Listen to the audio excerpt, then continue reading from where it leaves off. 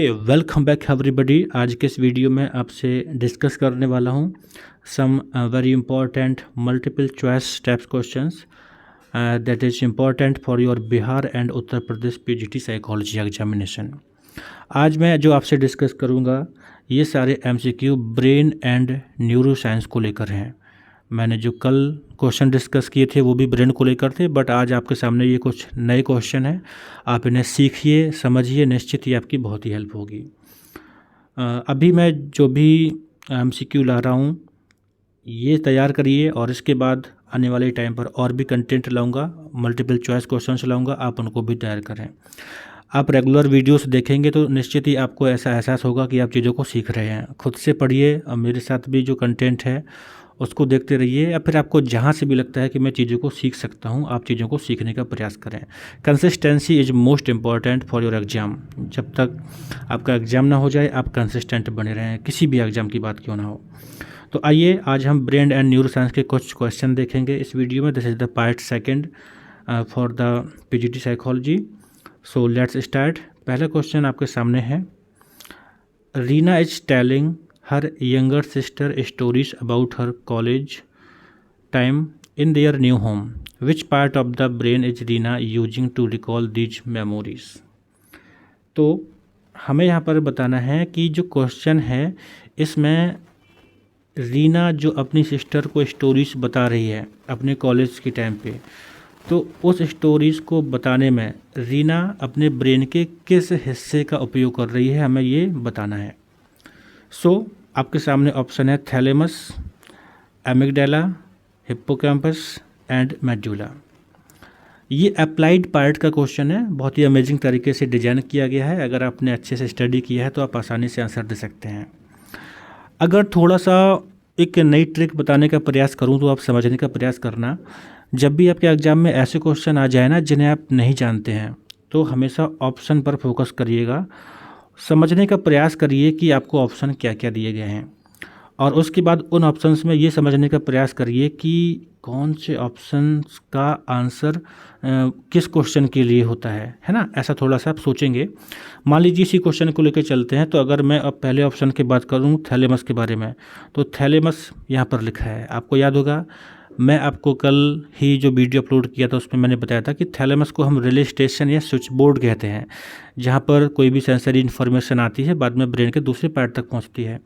तो जब थैलेमस का जो क्वेश्चन होता है वो बेसिकली होता है स्विच बोर्ड के रूप में काम करता है ये।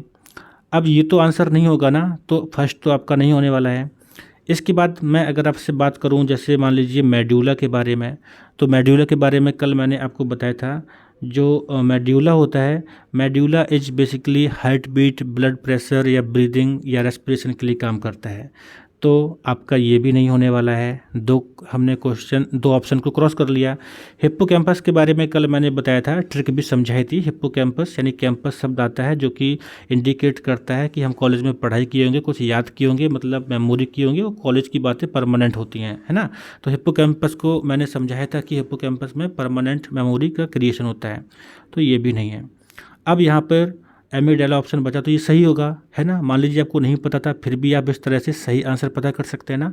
तो इसका जो करेक्ट आंसर है दैट इज़ द एमिगडाला। आपको ध्यान रखना है कि जो एमिगडाला होता है ब्रेन का पार्ट, ये इन्वॉल्व होता है किसी भी पुरानी मेमोरी को फॉर्म करने में। जैसे हम कोई बात बताते हैं तो पुरानी यादें लाते हैं और उनको डिजाइन करते हैं, फिर एक कहानी के रूप में बताते हैं, और अपनी मेमोरीज़ को रिकॉग्नाइज करने में ऐसा था वैसा था, और अपनी इमोशनल यादों को रिकॉल करने में। जैसे नहीं आप पुरानी बातें किसी को बताते हैं तो बेसिकली उस टाइम पे आपका एमिगडाला काम करता है। तो आप इस तरह से अच्छे से ध्यान रखें, आप निश्चित ही अच्छे से समझे होंगे इसको। अब इसके बाद आगे देखते हैं जो सेकंड क्वेश्चन है, व्हाट एन MRI इन्वॉल्व्स। कल जो मैंने वीडियो अपलोड किया था उसमें भी एक क्वेश्चन ऐसा पुटअप किया था that was related to brain investigation. Brain का जो हम फंक्शनिंग जो करते हैं, इन्वेस्टिगेट करते हैं ब्रेन कैसे काम करता है, उसके बारे में डिस्कस किया था। आज फिर से क्वेश्चन है यहाँ पे MRI के बारे में है, व्हाट एन MRI इन्वॉल्व्स। ध्यान रखिएगा ब्रेन फंक्शंस को चेक करने के लिए जो भी मेथड्स होते हैं like FMRI, MRI, PET and CT scan, इन सब की फुल फॉर्म आप याद कर लीजिए, क्योंकि इनकी फुल फॉर्म भी एज ए क्वेश्चन एग्जाम में रख दिए जाते हैं। सो इसमें कहा गया है कि MRI क्या इन्वॉल्व होता है इसमें। MRI का मतलब होता है magnet resonance imaging. Basically brain के फंक्शंस को चेक करने के लिए इस टेक्निक का यूज करते हैं। जैसे आपने सुना होगा, डॉक्टर के यहाँ पर जाते हैं तो बेसिकली जब किसी को चोट लग जाती है तो डॉक्टर कहता है कि MRI करानी होगी, है ना। सो बेसिकली MRI एक ऐसा मेथड है जिसके थ्रू हम ब्रेन के फंक्शन को पता करते हैं।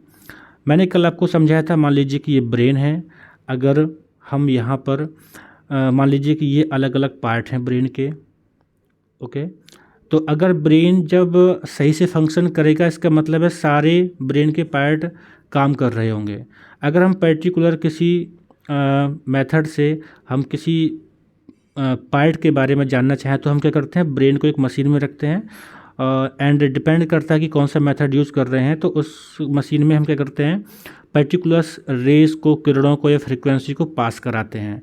तो जिस जगह पर पास हो जाती हैं मतलब माना जाता है कि ब्रेन आसानी से काम कर रहा है, और जहाँ पे प्रॉब्लम होती है तो ऐसा मानते हैं कि वहाँ पे प्रॉब्लम होगी, तो पार्ट काम नहीं कर रहा होगा, है ना। अलग अलग मेथड होते हैं।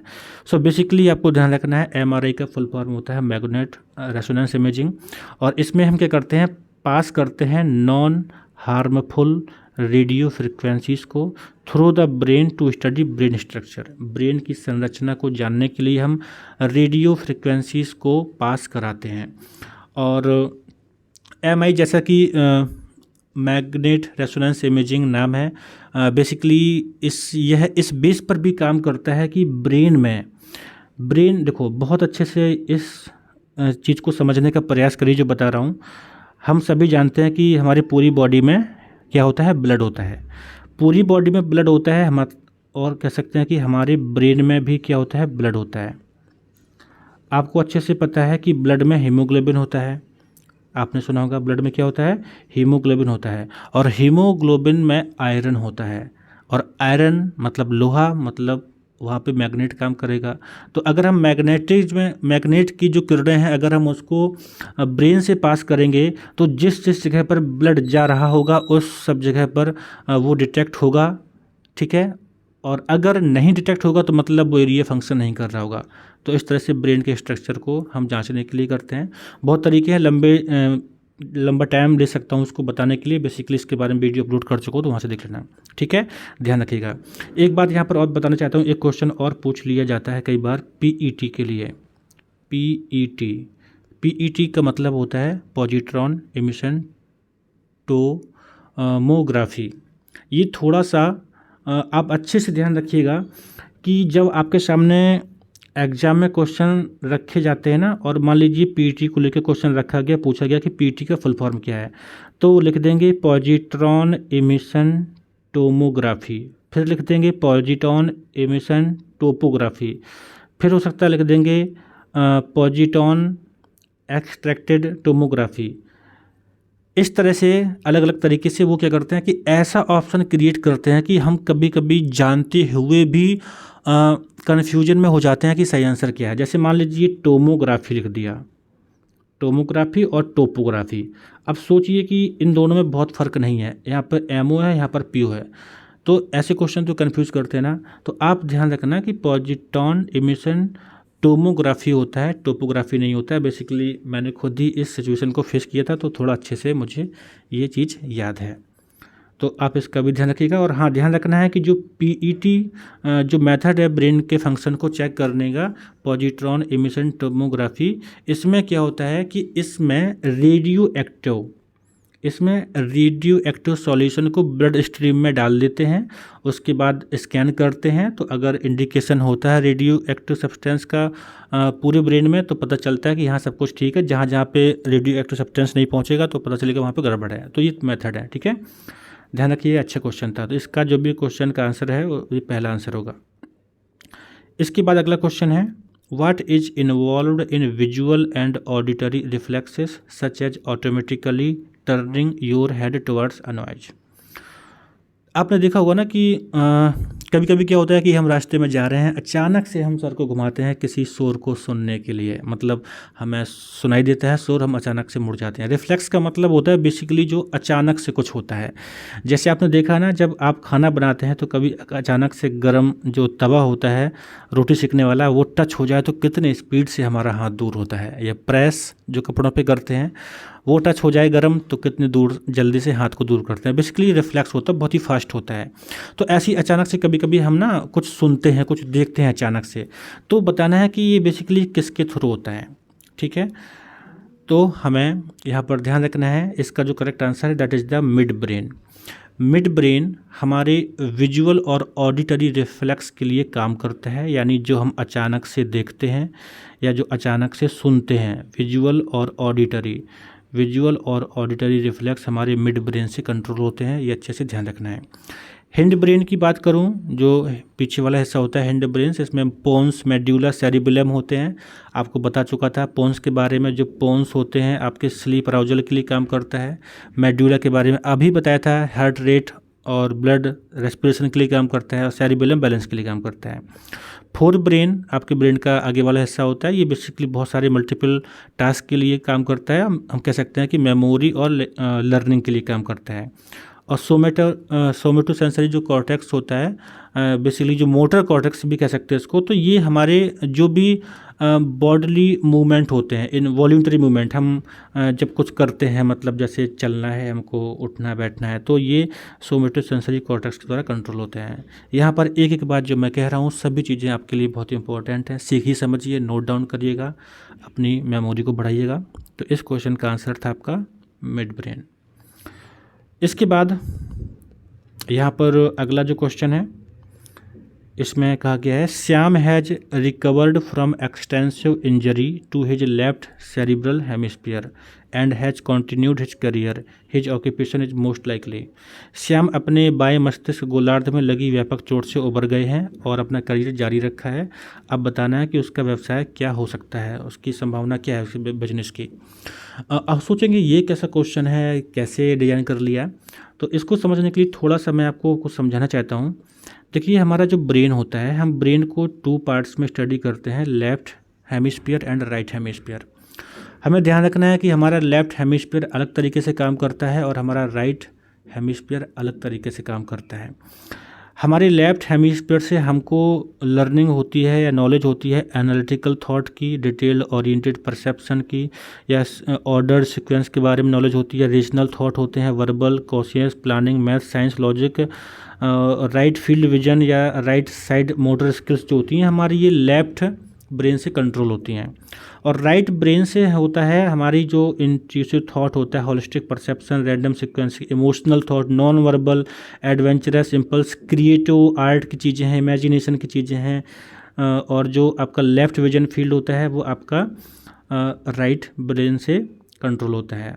लेफ्ट मोटर स्किल्स भी आपके जो होती हैं वो लेफ्ट से कंट्रोल होती हैं राइट की। देखिए फिर से बोल दूँ, मान लीजिए एक आँख आपकी यहाँ पर है, एक आँख यहाँ पर है, तो ये जो राइट हैंड पे जो आई होती है, इसके द्वारा जो भी चीज़ें हैं ये कंट्रोल होती हैं लेफ्ट ब्रेन के पार्ट से, और जो लेफ्ट होता है इसका होता है राइट से। ठीक है, ऐसी मोटर में, यानी अगर आपका जो राइट हैंड है वो कंट्रोल होता है मूवमेंट उसका लेफ्ट ब्रेन से, और आपका जो लेफ्ट हैंड होगा उसके मूवमेंट कंट्रोल होते हैं राइट हैंड से। ये उल्टा होता है। ठीक है, तो ये चीज़ें ध्यान रखिएगा। अब इसी बेस पर इस क्वेश्चन को डिजाइन किया गया है कि श्याम लेफ्ट, इसमें क्या बोला था, हाँ, श्याम लेफ्ट सेरिब्रल हेमिस्फीयर की इंजरी से ठीक हो गया है। तो अब मतलब उसके कुछ तो प्रॉब्लम रही होंगी, तो अब बताना है कि उसका करियर अब जारी होगा किस फील्ड में होगा।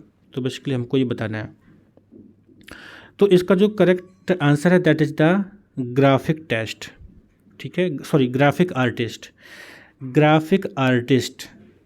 देखिए, इंग्लिश टीचर, जर्नलिस्ट, लॉयर में थोड़ा सा लॉजिकल एंड एनालिटिकल स्किल्स चाहिए होती है, तो उसके लिए तो लेफ्ट ब्रेन काम करता है ना। अब इस चीज़ से वो थोड़ा सा बीमार हो गया था, चोट आ गई थी, तो कुछ ना कुछ प्रॉब्लम थी, बट वो ठीक हो गया है। तो अब उसका जो फ्यूचर में काम होने की संभावना है कि वो ग्राफिक आर्टिस्ट बनेगा, क्योंकि उसका राइट तो ठीक था ना, तो इसके ज़्यादा चांस हैं।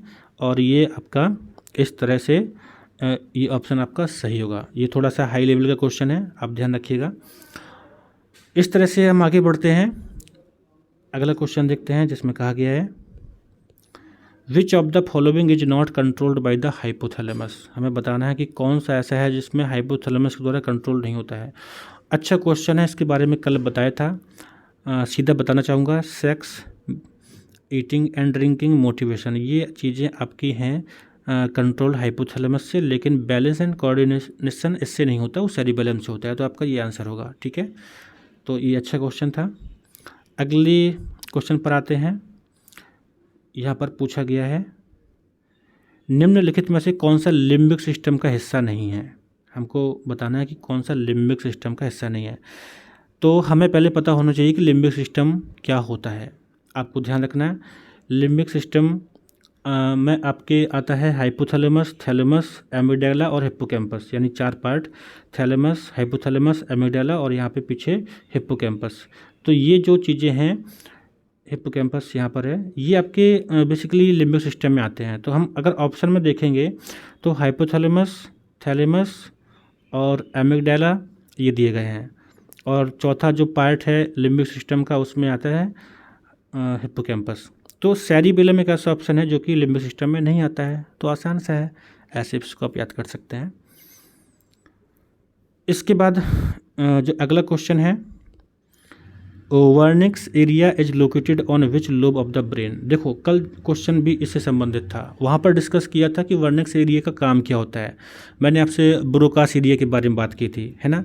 तो आज पूछ दिया है कि वर्निक्स एरिया का लोकेशन क्या है, कौन से लोब पर होता है। तो पहले तो थोड़ा मैं आपको लोब को बताना चाहता हूँ, लोब क्या है। ब्रेन के आपके ये लोब होते हैं, राइट हेमिस्फीयर और लेफ्ट हेमिस्फीयर दोनों पर लोब होते हैं, 4 लोब होते हैं। ऑसिपिटल लोब ये काम करता है देखने के लिए, और आपका टेम्पोरल लोब ये काम करता है आपका सुनने के लिए, और इसके बाद जो फ्रंटल लोब है और पेरिटल लोब है, ये 2 लोब और हैं, तो 4 लोब हैं। तो हमें ये बताना है कि जो ब्रोकास एरिया है वो कौन से लोब पर होगा, और वर्निक्स एरिया है वो कौन से लोब पर होगा। तो अगर हम इस इमेज में दोनों देखेंगे तो हम समझ पाएंगे कि टेम्पोरल लोब, यानी ये एरिया टेम्पोरल लोब है। तो ये चीज़ जो यहाँ पर है ये टेम्पोरल लोब में आएगी। ये एरिया फ्रंटल लोब का है, तो ये फ्रंटल लोब है, तो यानी ये फ्रंटल लोब में आएगा। तो देखेंगे जो ब्रोकास एरिया है ये कहाँ पर आ गया, फ्रंटल लोब में आ गया। और वर्निक्स एरिया कहाँ पर आ गया, ये आ गया आपके टेम्पोरल लोब में, क्योंकि टेम्पोरल लोब था। तो ये इस तरह से है। अब पर्टिकुलर हमें ध्यान रखना है कि जो वर्निक्स एरिया है वो राइट में है या लेफ्ट में है, क्योंकि ब्रेन में 2 हेमिस्फीयर होते हैं। तो हमें ध्यान रखना है कि जो वर्निक्स एरिया है ये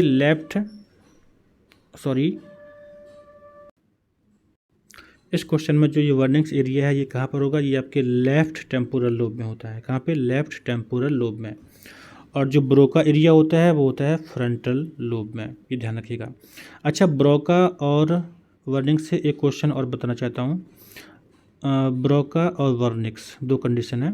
ब्रोका अफेजिया एक नाम होता है, एक वर्निक्स अफेजिया होता है। ये क्या होते हैं, देखिए मैंने कल बताया था कि ब्रोका एरिया होता है ये काम करता है आपके वर्ड्स को कंबाइन करने में, वर्ड्स को अरेंज करने में। तो अगर ये दिक्कत है, इसमें ब्रोकास एरिया में दिक्कत है, यानी अफेजिया है, नहीं बोल पा रहे हो, तो क्या मतलब होगा कि वर्ड्स को अरेंज कोई नहीं कर पाएगा। मतलब वो जो बोलने का तरीका है वो ढंग से नहीं हो पाएगा उसका, कई बार शब्द को रिपीट करेगा या फिर रिपीट नहीं कर पाएगा। तो ब्रोका जो अफेजिया होता है उसमें दिक्कत होती है कि भाषा सही से कॉन्टीन्यूअस नहीं आ पाती है। तो ये ध्यान रखिए, स्पीच के डिसऑर्डर को लेके है। और जो वर्निक्स एरिया है ये भी स्पीच डिसऑर्डर में है, लेकिन इसमें क्या होता है कि इसमें जब वर्निक्स अफेजिया होता है तो इसमें व्यक्ति अपनी लैंग्वेज का सेंस नहीं कर पाता है, उसकी जो भाषा होती है अव्यवस्थित, अनऑर्गेनाइज होती है, पता नहीं क्या बोल रहा, कोई सेंस नहीं होता उसका। तो इन दोनों चीज़ों को भी आप ध्यान रखिएगा। इसके बाद जो अगला क्वेश्चन है, which part of the neuron serve as the protective coating. Neuron का कौन सा ऐसा भाग है जो कि सुरक्षात्मक कोटिंग के रूप में कार्य करता है। Axon, dendrite, synapse, myelin sheath. ध्यान रखिएगा, ये चारों टर्म अपने आप में बहुत ही इंपॉर्टेंट हैं। मैंने वीडियो के लास्ट में इनका जो वोकेबलरी है, की पॉइंट्स दिए हैं, आप उसको देख के समझ जाना। तो बताना है कि न्यूरॉन का कौन सा पार्ट है जो कि जिसका जो कोटिंग होता है वो कोटिंग के लिए काम करता है, ऐसा कौन सा पार्ट है। तो ध्यान रखना है जो माइलिन शीथ है, माइलिन शीथ न्यूरॉन्स को कवर करती है। और क्या करती है, इन्फॉर्मेशन को बहुत फास्ट से पहुंचाती है। माइलिन शीथ पर कई क्वेश्चंस क्रिएट होते हैं, तो आपको ध्यान रखना है कि myelin sheath is the part of the neuron जो कि क्या करता है, प्रोटेक्ट करता है न्यूरॉन को। जैसे मान लीजिए आपने देखा है ना, वायर होती है ना, वायर में जैसे ये कॉपर का तार है, इसके ऊपर आपने देखा प्लास्टिक होता ना, रेड या ग्रीन जो भी देखा होगा, तो उस तरीके से न्यूरॉन के ऊपर भी एक लेयर होती है जो कि न्यूरॉन को प्रोटेक्ट करता है, उसे कहते हैं माइलिन शीथ। अब आप समझ गए होंगे। इसके बाद जो अगला क्वेश्चन है, what are another name for the cell body of the neuron. बहुत अच्छा क्वेश्चन है। सेल बॉडी जो होता है न्यूरॉन का, उसका दूसरा नाम क्या है। डेंड्राइट, माइलिन, सोमा, एक्सॉन, ये चारों टर्म अपने आप में इंपॉर्टेंट है। क्वेश्चन में जो पूछा गया है, न्यूरॉन के कोशिका शरीर का दूसरा नाम है, तो सोमा बोलते हैं। क्या बोलते हैं, सोमा। सोमा का मतलब होता है सेल बॉडी, कह सकते हैं another name of cell body, soma. इसके बाद यहाँ पर देखिए न्यूरॉन क्या है, मैंने ये थोड़ा सा लिखा है यहाँ पे, आप देख सकते हैं। The neuron is the fundamental building block of the nervous system, यानी पूरा नर्वस सिस्टम न्यूरॉन से मिलकर बना होता है। ये यूज करता है केमिकल और इलेक्ट्रिकल सिग्नल्स को यहाँ से वहाँ इन्फॉर्मेशन को पहुँचाने में। मतलब हमारी मसल्स में इन्फॉर्मेशन पहुँचती है ना, जैसे आप कभी फील करते हैं कि मेरे पैर में चींटी ने काट लिया है, या आपके पैर में दर्द हो रहा है, तो वो जो दर्द या चींटी के काटने का जो मैसेज है, ये आपके इलेक्ट्रिकल या केमिकल सिग्नल के थ्रू आपके ब्रेन को पता चलता है, ब्रेन आपको बताता है। तो ये न्यूरॉन है। Neuron is the fundamental building block of the nervous system. इसके बाद यहाँ पर ये मोस्ट इंपॉर्टेंट की पॉइंट्स हैं, ध्यान रखिएगा।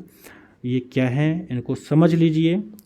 सेल बॉडी मतलब इसको सोमा कहते हैं। ये large portion of the neuron, neuron का एक बड़ा हिस्सा होता है जिसमें न्यूक्लियस होता है और ऑर्गेनेल्स होता है, रिसीव करता है मैसेज फ्रॉम द डेंड्राइट्स। ध्यान रखिएगा, ये बहुत अच्छा क्वेश्चन है कि जो सेल बॉडी है, सेल बॉडी में मैसेज रिसीव होता है डेंड्राइट से। और डेंड्राइट क्या है, branch like portions of a neuron. Neurons का ब्रांच लाइक पोर्शन होता है इस तरह से, ये जैसे पेड़ की शाखा देखिए ना, उस तरीके से branch like portion of the neuron that receive communicate the nervous signal from the tips of the neuron to the cell body. दूसरे सेल बॉडी से ये फिर से मैसेज को रिसीव करता है। एक्सॉन क्या होता है, axon conduct that communicates the signal down to the neuron and away from the cell body. ये सेल बॉडी से बाहर क्या करता है, मैसेज को सेंड करता है।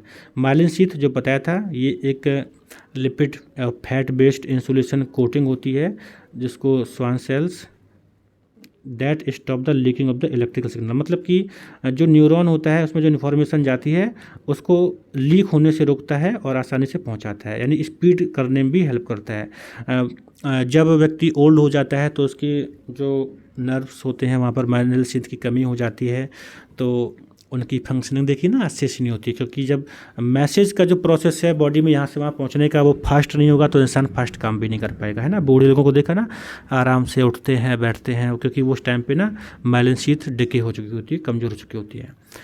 तो इस तरह से यहाँ पे जो भी पॉइंट्स हैं इनको याद रखिए, स्क्रीनशॉट लीजिए, अपने आपकी लर्निंग को बढ़ाइएगा। आप मेरे साथ जुड़े रहें, मैं आपको कुछ ऐसी ही खास चीज़ें सिखाता रहूँगा।